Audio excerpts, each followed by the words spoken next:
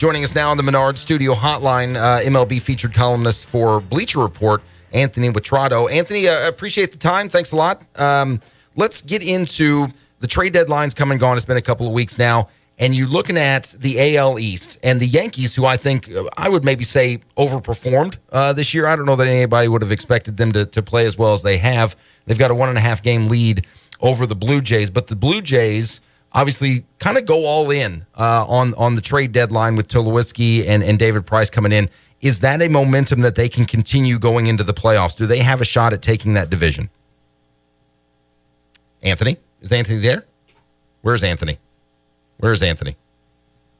I don't know that we have Anthony. Gavin, can you check on that for me, please? I don't know that we've got Anthony. Yeah, I think the phone was blinking and everything was on, and I went to answer and no Anthony. So, well, if Anthony were here, he would say what? Yes, Toronto does have a chance to win that division. Yeah, and they're game and a half back now. They have made the move, and like you say, I think, and hopefully we get Anthony back where we can ask him. But I think Toronto. Well, I don't know if I'd be willing to say they made the best trade before the trade deadline if they got the most out of it. But like you said in your words, they went all in, and it's the Yankees though are playing well. But yeah, I would say Toronto can win that one. Kansas City, though, I don't know if anybody beats Kansas City, so I don't know if it matters, to be honest. Yeah, I wonder that it feels to me like if it continues down this path, you're looking at, and it looks like we got Anthony back. I don't know if we had some phone issues or not, but it looks to me like the path is leading towards maybe could very well be a Royals Blue Jay AL Championship Series. Possibly. Yeah. We'll bring the expert in. Yeah, let's try this again. Anthony, we got you now? Yes, sir. There we go. All right. I don't know if it was a problem on our end or what happened there, so we apologize. But what we were talking about was we're talking about the Blue Jays over there in the AL East and their decision there at the trade deadline to pretty much go all in with the David Price trade, the Troy Tulowitzki trade, which kind of caught everybody a little off guard. They're currently a game and a half back from the Yankees. They're on an 8-game win streak. Are they legit? I mean, are we to this point now where it's like the Blue Jays are for real after the trade deadline? Yeah, I don't think that there was any question after the David Price deal and the deal with the bullpen. When the Tulowitzki trade happened, I was like everybody else. I was like, what are they doing?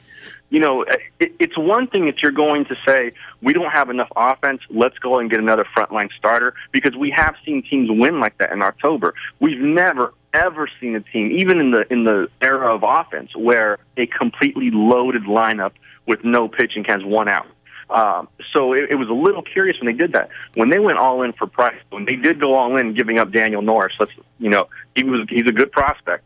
That made everything sort of fall into place in terms of, oh, okay, this was their plan all along. They were going to go get somebody, and they were going to give up value for him.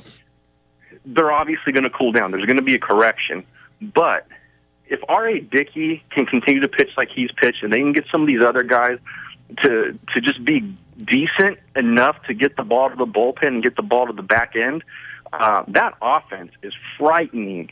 I mean, it's a nightmare for some pitching staff when they have to go up against them day in and day out in a postseason series, because, I mean, from hitter 1 through hitter 6, they're legitimate home run threats, and not just home run threats, but guys who will hit the ball out of the park more often than a lot of other players in the game, not just guys who have, occasional pops. I mean, these are home run hitters. So what David Price does is he legitimizes the rest of that rotation. What the bullpen does at the back end is it allows for the other guys to just be kind of mediocre. But if they can keep them in the game, the bullpen's now good enough to sustain a lead or keep the game tight. So if, let's say, they go all in with the opportunity, or the hopes, rather, I should say, of making it to a World Series, if anything is short of a World Series, do heads roll in Toronto? No, I don't think so. I don't think when you bust a drought that has been there since 1993 and you make the postseason, I don't think that's the time to start firing people. But there's no doubt about it. David Price is a rental, and their goal is a ring. There's absolutely no question about it. Now, if they make the playoffs this year, which I think they will, and I think they might actually win that division. I didn't think so at the time of the trade. I thought the Yankees had a big enough cushion. Obviously, the Blue Jays have been on a crazy roll right now, but if they do it this year, not win it all, but make the playoffs, there's going to be good vibes in Toronto.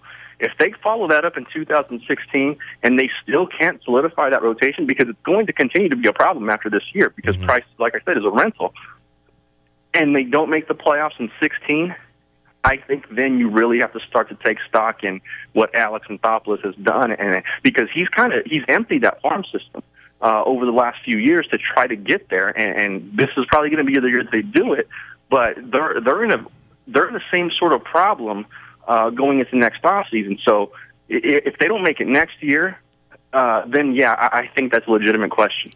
Talking with Anthony Witrado, Major League Baseball featured columnist for Bleacher Report. It's Ford and O'Brien on ESPN Evansville 105.3 online, ESPNEvansville.com. Anthony, the Kansas City Royals have rolled all season.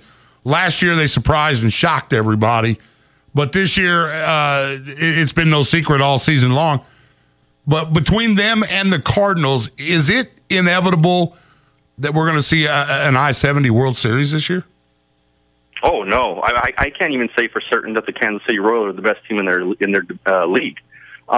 Look, the American League is soft this year. There's no question about that. And the worst division amongst those teams is the Central, and I don't think there's any question about that either. The Royals are a good team, and they're just about very good with Johnny Cueto. The rest of that rotation is a huge question mark.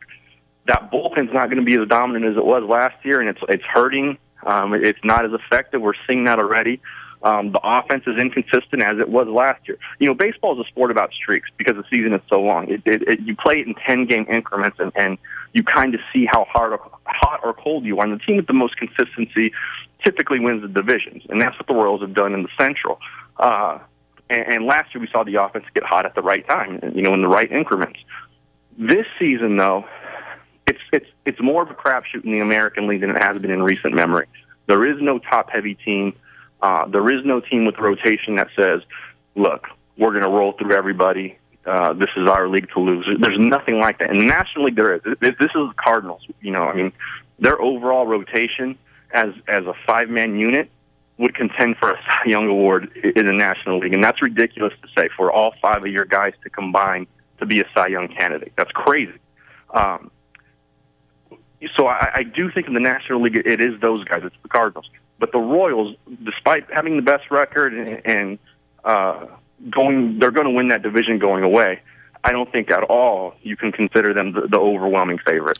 Well, pitching in the National League, like you just said, obviously is head and shoulders above the AL, it seems.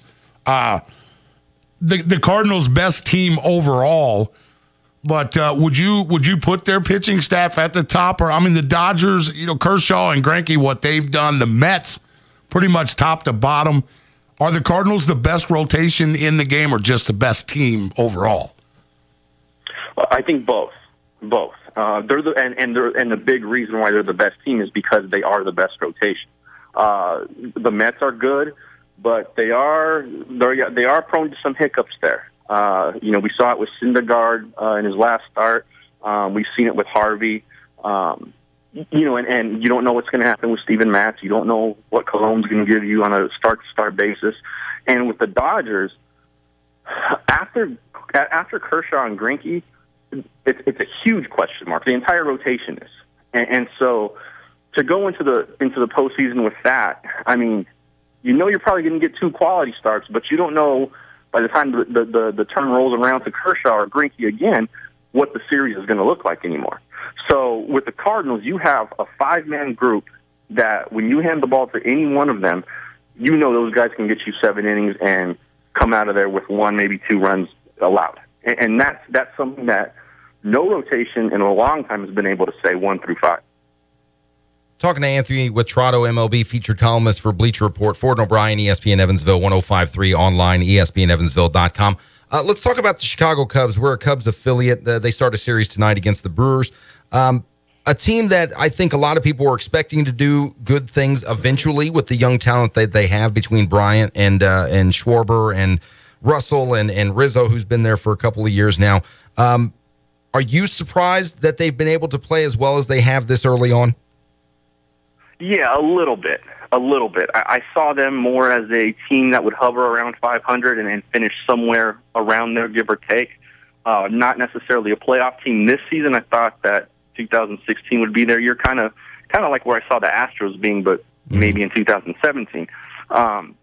They've gotten a lot more consistency than a lot of people, I think, would have predicted from their young group of position players. And with what Arrieta's done, he's really solidified the rotation in terms of being not such a liability, because it wasn't very good earlier in the season, and Lester wasn't very good, and even he's been inconsistent still. Definitely better than I expected. But, maybe they make the playoffs, maybe they don't. Still too early to tell. There's still 50 games left in the season. But they've impressed me more than I thought they would this season. I thought they would make a vast improvement from where they were a year ago. But to this point, I didn't see them contending into probably the final days of the year for a playoff berth. What do you make? Last one for you, and we'll let you go. What do you make of their move to put Starlin Castro on the bench? I loved it. Not because I hate Starlin Castro or anything like that. Quite the contrary. Actually, I really like him. But that's a win now move. And what their lack of big time kind of moves at the trade deadline basically said, look, they're setting up for a run this offseason to go and get another front of the rotation kind of arm. That's what I really think they're going to do. For this year, though, without any of those kind of trades happening, they still made a win-now move in benching Castro and moving Russell over. And what that does is it says, look, we know we're within striking distance right now. We have to put our best team on the field. And our lineup with Castro in it and him at short is not our best club. And that's a bold decision, because Castro's been kind of a mainstay there and is still very young and could still have a ton of value. And to put him on the bench, I think it does two things. It's really going to send a message to him, and we've said that about Castro for years. How do you send this message to him? But the problem was they never had a guy who was capable of replacing him. Now they do. And for me, for them to do that is a very aggressive sign, and then I liked it. Great stuff, as always. Anthony Witrado, MLB featured columnist for Bleacher Report, joining us on the Menard Studio Hotline. Appreciate the time, Anthony. Enjoy the rest of your evening. All right, anytime, guys. Thanks a lot. Appreciate it.